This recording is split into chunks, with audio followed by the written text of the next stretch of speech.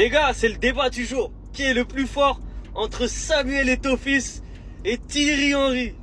Lequel vous a le plus marqué? Ah là là là là, j'avoue, ça c'est une bagarre de fou malade. Hein. C'est deux attaquants qui ont marqué leur génération, qui ont marqué notre jeunesse. Et la vérité, c'est dur d'en choisir un. Ah, d'un côté on a Thierry Henry, 936 matchs, 417 buts, 196 passes décisives. De l'autre on a Samuel Eto'o, donc 846 matchs, 427 buts, 134 passes décisives. Donc au niveau statistique, Samuel Eto'o il a un meilleur ratio, il a mis plus de buts que Henry en moins de matchs. Par contre Thierry Henry, il a quand même pas mal de passes décisives en plus que Eto'o. Niveau palmarès, Samuel Eto'o fils, 3 Ligues des Champions avec 2 clubs différents, 2 Coupes d'Afrique des Nations, c'est très important. Thierry Henry, une Ligue des Champions avec le Barça, c'est d'ailleurs pour ça qu'il a signé au Barça à l'époque. Coupe du Monde, Euro. Après, il y a le championnat d'Angleterre, à gauche il y a le championnat d'Espagne, d'Italie, bref. Les deux ils ont un palmarès de fou. En vrai de vrai, moi, personnellement, celui qui m'a le plus choqué, marqué et inspiré, on va dire, c'est Thierry Henry. Son époque à Arsenal, les enroulés, tout ça, je sais pas. Après, il y a PES aussi. Dans PES, il était trop fort. T'appuyais R2, t'enroulais, il y avait but. Donc si je dois en choisir un, par sentiment, c'est Thierry Henry. Mais celui qui a la plus belle carrière, je crois que c'est Eto'o. Hein. En tout cas, en club, c'est Eto'o. Et avec les sélections, certes, Henry, il a la Coupe du Monde et l'Euro, tu vois.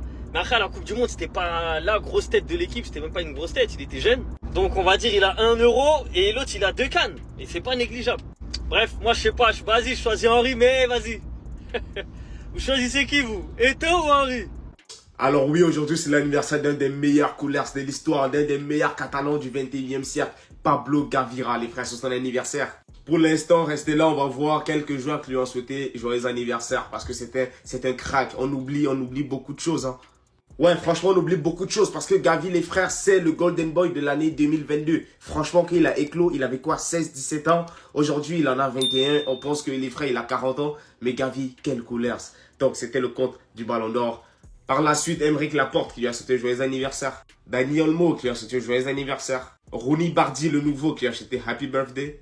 Lewandowski qui a souhaité joyeux anniversaire.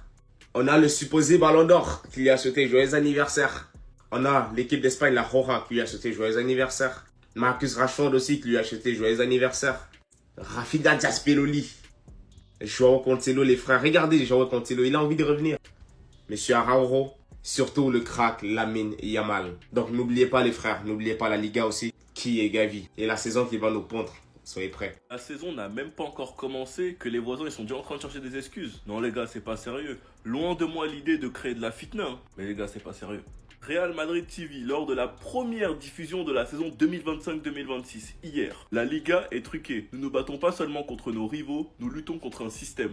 Alors que d'autres équipes ont déjà disputé 2 ou 3 matchs amicaux, nous commençons seulement l'entraînement, seulement 2 semaines de préparation. C'est un crime contre la santé des joueurs, Madrid va subir de nombreuses blessures. Il y a le PSG qui, eux, ont la Supercoupe d'Europe à jouer le 13 août, la Liga qui reprend le 15, la Liga qui reprend le 15, l'APL qui reprend le 15, la Bundes le 22, la Serie A le 23, les tirages de Champions le 28 et la Champions League qui commence le 16. Bref. Et déjà que Madrid joue sa première journée en dernier le 19, ils voulaient que la Liga fasse quoi? Décale tout leur programme pour eux? Sachant que les gars, quand c'est dans la Coupe du Monde des clubs, quand des joueurs comme Jules Koundé ont dit qu'ils étaient en train de tuer le football et qu'ils pensent à ses collègues qui vont la jouer. Puis Rafinha a dit personne n'a demandé aux joueurs s'ils étaient d'accord avec les dates. Un grand nombre de supporters ont été les premiers à expliquer que les Barcelonais sont des rageux parce qu'ils la jouent pas. Là maintenant la saison n'a même pas commencé que ça trouve déjà des excuses. Leur temps de préparation ce n'est pas normal, mais moi personnellement je vous dis depuis le départ la Coupe du Monde des clubs c'était une erreur. Et que certains clubs allaient être désavantagés, comme le Bayern qui a déjà perdu Moussiala. Enfin bref, donc vous les gars vous en pensez quoi? Rendez-vous sur Snap Ensemble, on s'ennuie.